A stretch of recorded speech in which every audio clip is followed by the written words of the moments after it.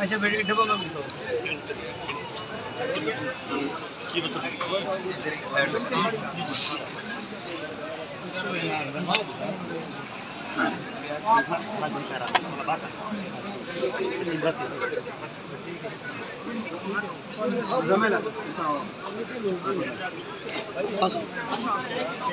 जूते हैं क्या हाल है?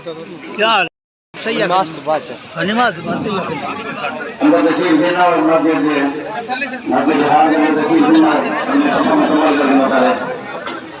क्या हाल है? कॉल किधर नमाज पढ़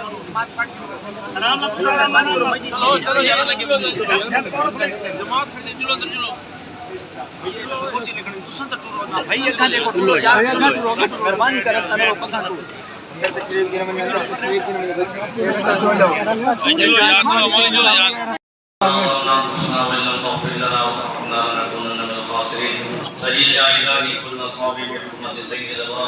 اللهم إني أسألك أني أشهد أنك الله لا إله إلا أنت الأحد الصمد الذي لم يلد ولم يولد ولم يكن له كفوا أحد صلى الله تعالى على حبيبه سيدنا ومولانا محمد وعلى آله وصحبه وأزواجه وذريته أجمعين لا إله إلا الله